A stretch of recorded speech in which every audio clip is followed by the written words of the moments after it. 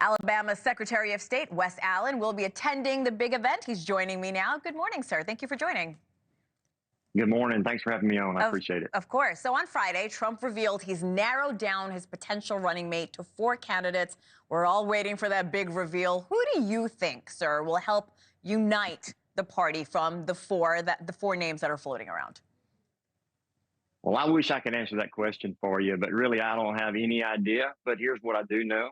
I do know that I trust President Trump to pick someone that complements him well, someone that's going to be energetic, crisscrossing the country, to talk about the bold vision, conservative America first vision that President Trump has to restore America and to get this country out of the ditch.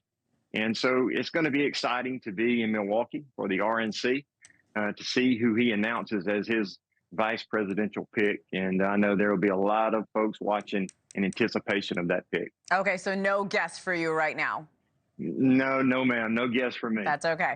All right. The Republican National Committee will be voting on its platform on Tuesday. A lot of eyes on that as well. An early draft suggests a softening stance on abortion. We know reproductive rights is a sticking point for many on both sides.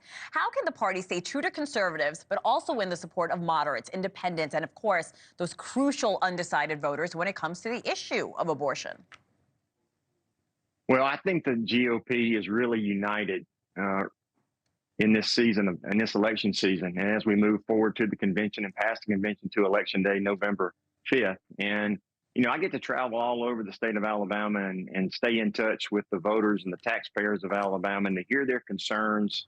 And listen, we may not agree on every particular issue, but I can tell you that the people of Alabama are ready to lock arms, move forward, march forward, and vote for President Trump, and vote for his bold conservative message and vision that he has for the country. And listen, the GOP is still a strong pro-life, to protect the unborn from birth until death, and protect a pro-life vision for this country. And I support that as well. And I support President Trump and his platform. So you do think the softening of that stance is going to stay to the point, as you just said, what conservatives are saying about pro-life and when the baby is actually born? Well, we'll have to see what happens actually on the convention floor and what the delegates actually get to do, and what they get talking about on the convention floor. I'm not a delegate myself, but we'll have to wait and see what happens during the convention week. But believe me, the Republican Party is the party of life. Secretary, the Democrats have spoken a lot recently about Project 2025, the Heritage Foundation, the group behind the initiative, of course. Biden said Friday at a rally, Project 2025 is the biggest attack on our system of government. Trump, we should mention, has distanced himself from them and their playbook. With that said, a lot of his cabinet members have actually authored Project 2025. So what is your message to voters when it comes to that project?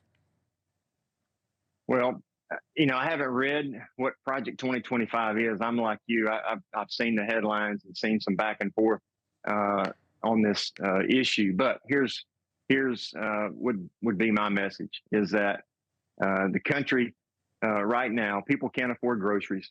They can't afford gasoline. They can't afford basic amenities. People are struggling. You know, we've got an unsecured border where we're being invaded. But when it comes to Project 2025, sir, specifically, because that's the headline right now, what message would you like to get across for the Republican Party?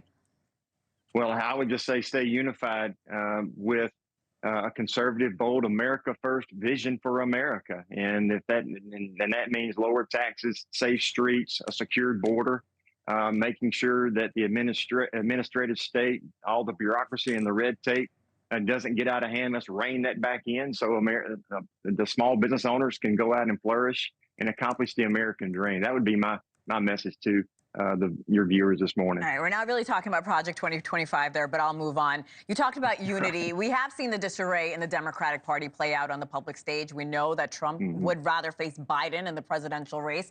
If Biden does drop out by November, which Democrat do you think is the biggest threat to Trump and the GOP? That's a great question. I wish I had a better answer for you, but you know, we'll see who they appoint or who they put in at their convention. Kamala, the vice president, Gavin Newsom from California. There are other Democratic governors I think would probably stand a chance to get that nomination as well if President Biden were to bow out or be replaced as their nominee. But we'll have to wait and see. August the 23rd is the deadline for us to have a certified candidate here in Alabama to make sure that whoever it is on the ballot. So that's the date that I'm paying attention to, is August 23rd. Secretary Wes Allen, thank you so much. Thanks for watching. Go to joinnn.com to find NewsNation on your television provider. And don't forget to click the red subscribe button below to get more of NewsNation's fact-driven, unbiased coverage.